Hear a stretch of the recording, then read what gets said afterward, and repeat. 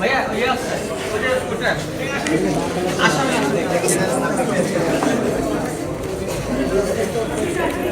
আসেন আসেন ভিজে যান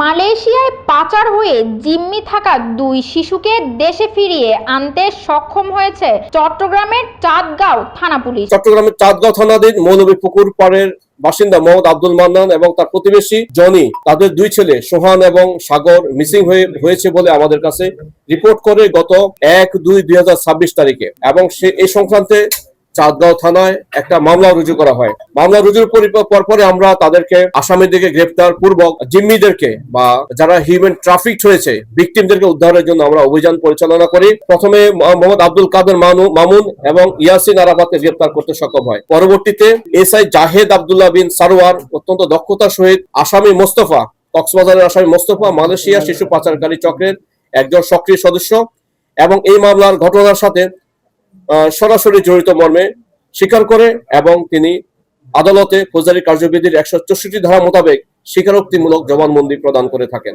তার দেওয়া জবানবন্দি বিশ্লেষণ এবং গোয়েন্দা তথ্যের ভিত্তিতে আমরা কক্সবাজার জেলার কুতুপালং রোহিঙ্গা ক্যাম্পে অভিযান পরিচালনা করি।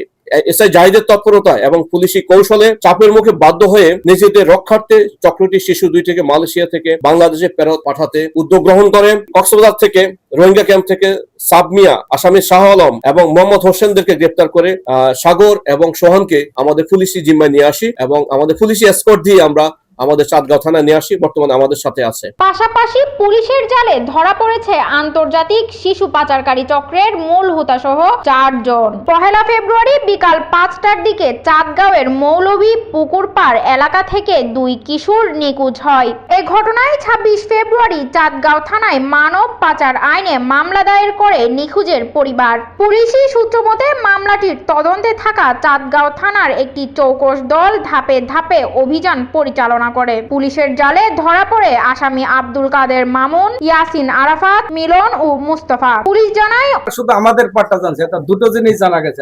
এদেরকে যে কালেক্ট করে, যারা ফিল্ডে যারা কালেক্ট করে, সিন্ডিকেট, মূল সিন্ডিকেটটা এদেরকে দেয় পার হেড, এই জন্য ওরা পাইছে 30,000 টাকা। বাট টোটাল সিন্ডিকেটে মালয়েশিয়া পর্যন্ত পৌঁছতে পার হেড ওদের খরচ যায় 5 থেকে 6 লক্ষ টাকা। অভিযানে চাপের মুখে চক্রটি 2 শিশুকে দেশে ফেরত পাঠাতে বাধ্য হয়। Desk report, Nongor news, Chittagong.